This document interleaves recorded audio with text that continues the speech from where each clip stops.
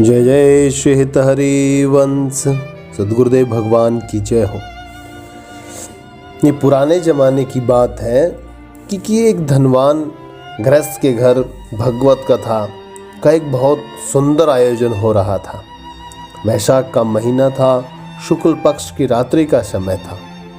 कथावाचक पंडित जी विद्वान तो थे ही, अच्छे गायक भी थे।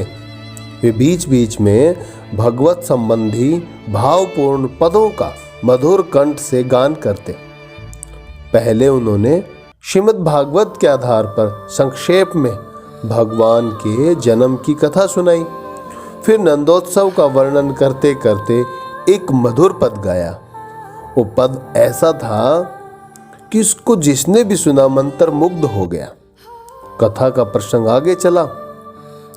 श्रोतागण व्यवहार की चिंता और शरीर की शुद्ध भूलकर भगवतानंद में मस्त हो गए, खो गए उस भाव में। बहुतों के शरीर में रोमांच उत्पन्न हो गया। जो लोग वहां बैठे थे, जो श्रोतागण थे, जो सुनने वाले थे, उनमें पता नहीं कितनों की आंखों में तो आंसू झलक आए थे। सभी तन्मय हो गए थे। उसी समय ऐसा संयोग हुआ और समय का सुयोग देखकर कि सभी लोग तो कथा में मशगूल हो गए हैं, भाव में खो गए हैं, किसी का ध्यान कथा से हटकर नहीं है। इसी बात का फायदा उठाकर एक डाकू उस धनी गृहस्थ के घर में घुस आया और चुपचाप धन के रतन, पैसा, दौलत, जेवर ढूंढने लगा जो कीमती वस्तुएं थीं। परंतु भगवान की ऐसी लीला हुई कि बहुत प्रयास करने पर भी उसके कुछ भी हाथ नहीं लगा। लगता कैसे? क्योंकि भगवान अपने भक्तों के रक्षक हैं। वो कभी भी अपने भक्तों को दुख में या उनको हानि नहीं पहुंचने देते, ना उनको दुख होने देते, ना उनकी कोई हानि होने देते। इसलिए हर समय प्रभु की शरण का ही अनुभव करो कि मैं अपने प्रभु की शरण में हूं। मेरे रक्षक मेरे प्रभु हैं, मेरे सब कुछ, मेरे दीन दाता, सब कुछ मेरे प्रभु ही हैं। उसको कुछ हाथ नहीं लगा। जिस समय कुछ न कुछ हाथ लगाने के लिए इधर उधर ढूंढ रहा था, खोज रहा था, उसी समय उसका ध्यान अचानक कथा की ओर चला गया। कथावाचक पंडित जी महाराज ऊंचे स्वर में कह रहे थे। प्रातः काल हुआ, पूर्व दिशा उषा की मनोरम ज्योति और अरुण की लालिमा से रंग गई थी। उस समय ब्रज की झांकी बड़ी ही अलौकिक थी। गायें और बछड़े सिर उठा उठाकर नंद बाबा के महल की ओर एक स्नेह भरी दृष्टि से देख रहे थे कि अब हमारे प्यारे श्री कृष्ण हमें आनंदित करने के लिए आ ही रहे होंगे। बेजुबान थे, लेकिन प्रभु से प्रेम अनन्य था। उसी समय भगवान श्री कृष्ण के प्यारे सखा श्रीदामा, सुदामा, वसुदामा आदि ग्वाल बालों ने आकर भगवान श्री कृष्ण और बलराम को बड़े प्रेम से पुकारा। हमारे प्यारे कन्हैया, आओ ना, अब तक तुम सो ही रहे हो। देखो, गाय तुम्हें देखे बिना रंभा रही हैं। हम कब से खड़े हैं, चलो वन में गाय चराने के लिए चले। दाऊ दादा, तुम इतनी देर क्यों कर रहे हो? इस प्रकार ग्वाल बालों की पुकार और जल्दी देखकर नंद रानी जी ने अपने प्यारे पुत्रों को बड़े ही मधुर स्वर में पुकार पुकार के पद, स्नेहभरी लोरियां, नाम लेकर के प्रेम से पुकारा और फिर जगाया। फिर मैया ने स्नेह से उन्हें माखन, मिश्री तथा भांति भांति के पकवानों का कलेउप करवा कर बड़े चाव से खूब सजाया।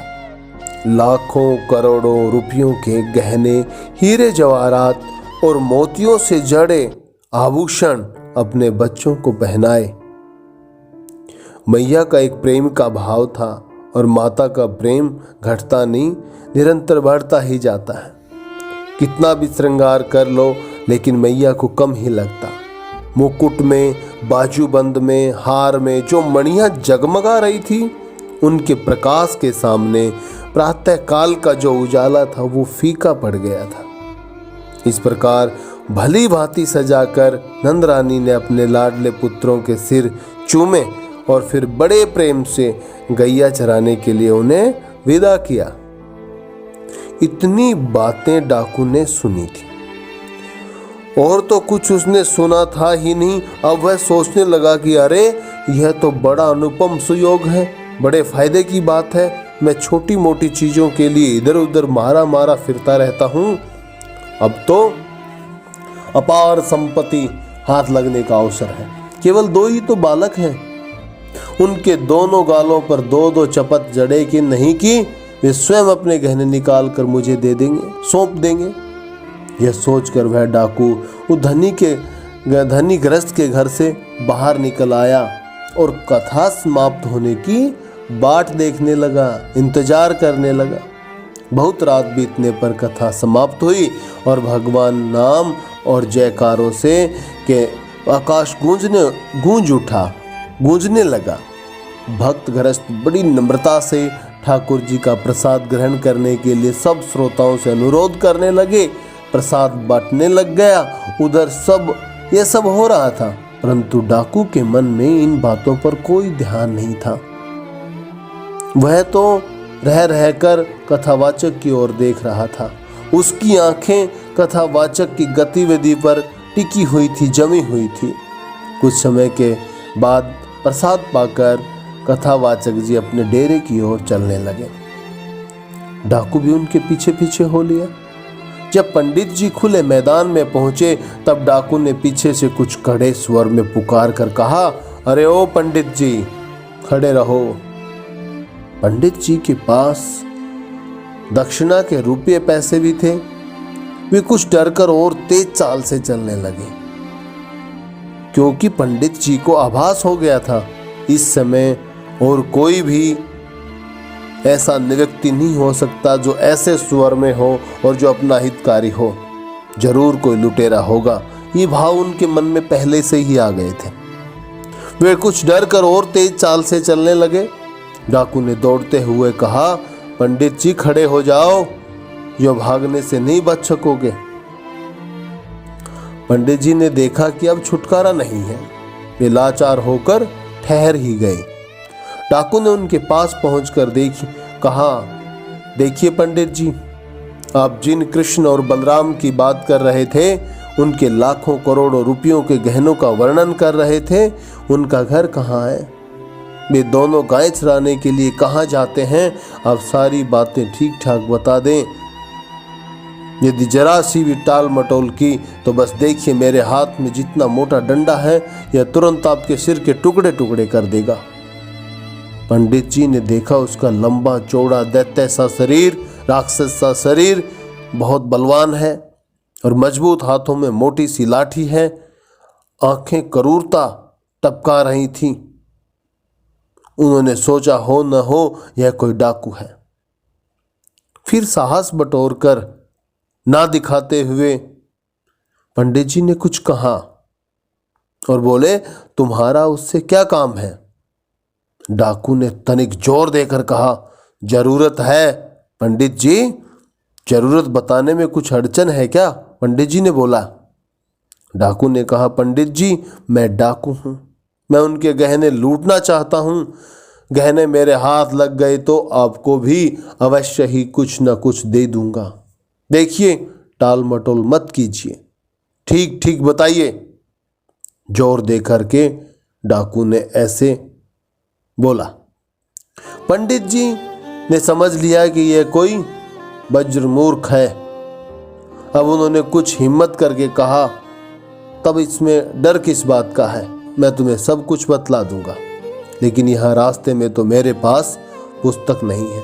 मेरे डेरे पर चलो, मैं पुस्तक देकर सब ठीक ठीक बतला दूंगा। डाकू उनके साथ साथ चलने लगा। डेरे पर पहुंचकर पंडित जी ने किसी से कुछ कहा नहीं, पुस्तक बाहर निकाली और वे डाकू को भगवान श्री कृष्ण और बलराम की रूप माधुरी के बारे में सुनाने लगे। उन्होंने कहा, श्री कृष्ण और बलराम दोनों ही के चरण कमलों में सोने के नुपुर हैं। वे अपनी रुंझुन ध्वनि से सबके मन को मोह लेते हैं। श्याम वर्ण के श्री कृष्ण हैं और गौर वर्ण के बलराम जी हैं। श्री कृष्ण ने पीत वर्ण का और गौर वर्ण के बलराम जी ने नील वर्ण का वस्त्र धारण किया हुआ है। दोनों की कमर में बहुमूल्य मोतियों से बनी हुई सोने की करदनी शोभायमान है।